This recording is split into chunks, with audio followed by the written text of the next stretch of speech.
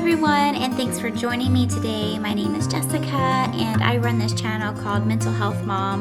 Now it has been a while since I have done a Mental Health Monday video, and I apologize for that. I've been a little busy, I guess you could say. I am 9 months pregnant at the moment. Actually, my due date was yesterday, and I have a 2-year-old. And I've been working amidst most of this. I've been on maternity leave for about a month now, but things have just been really hectic.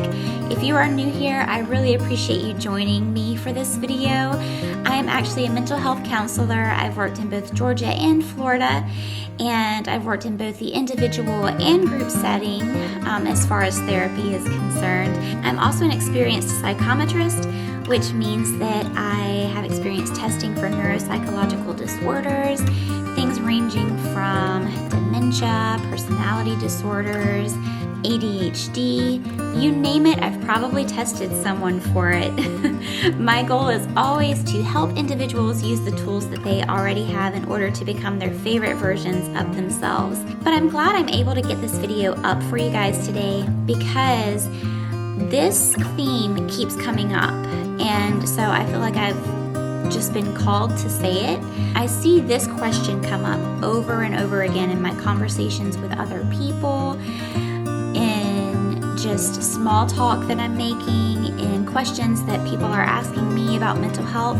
So regardless of what you believe, whether it is God telling me that I need to do this, whether it's the universe, I certainly feel like I'm being called to relay this message to you guys. And today's message is basically the difference between selflessness and generosity. Now, I was raised in a conservative Christian home, and I have spent the majority of my life being a people pleaser. Now, this doesn't sound necessarily like a negative thing. Of course, good Christian values share that Jesus died on the cross and he was very selfless. He was selfless in his work toward other people.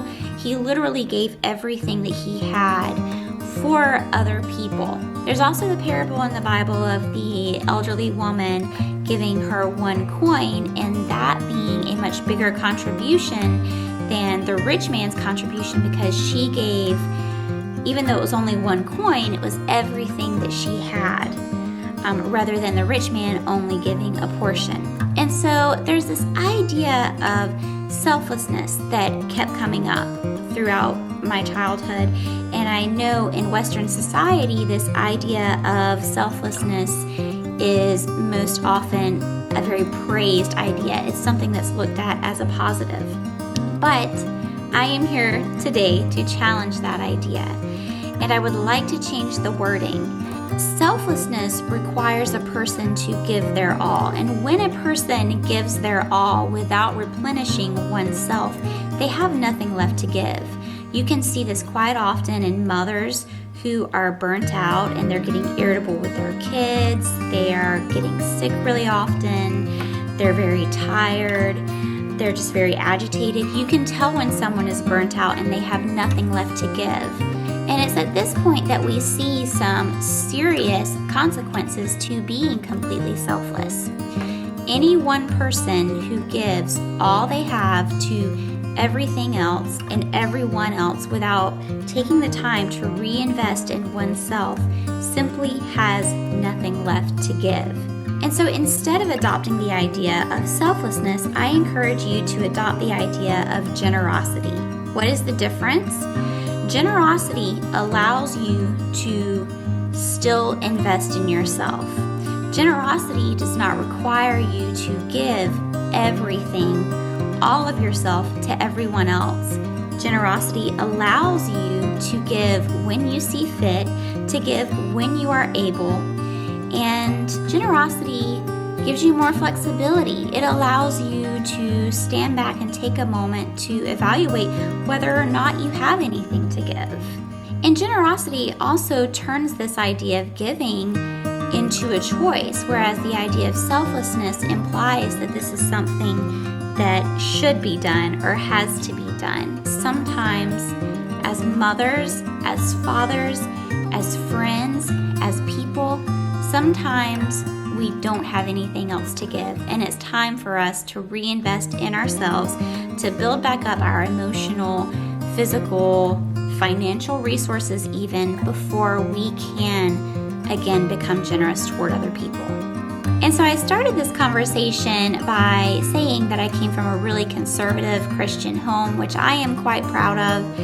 I had a great childhood. I had great supportive parents, and I love the foundation of Christianity that they gave me because there are so many valuable components to that, and there are so many valuable things that can be learned from Jesus. And by looking at the life of Jesus and what he did for other people, he was a very compassionate and generous person. But if you really want to break down the things that made Jesus so great, other than being the Son of God, I encourage you to actually take a look at the fact that he was not always completely selfless. He allowed other people to invest in him as much as he was investing in other people. He allowed other people to feed him. He allowed other people to entertain him in his home. He allowed other people to wash his feet. So I do not pretend to be a religious scholar. I have a bachelor's in clinical psychology, and my master's is in clinical mental health counseling. Again, I'm not a religious scholar, so I don't pretend to know everything there is to know about biblical studies and the ins and outs of theology, but I do know people, and I do know that when the well is running dry, everyone goes thirsty, not just the well.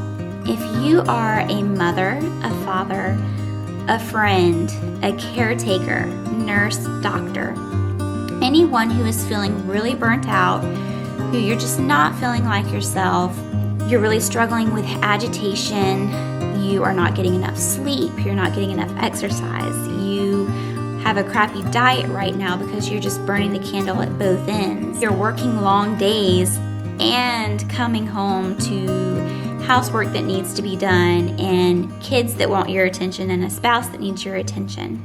I encourage you to really take a hard look at the mental and physical and emotional resources that you actually have available right now.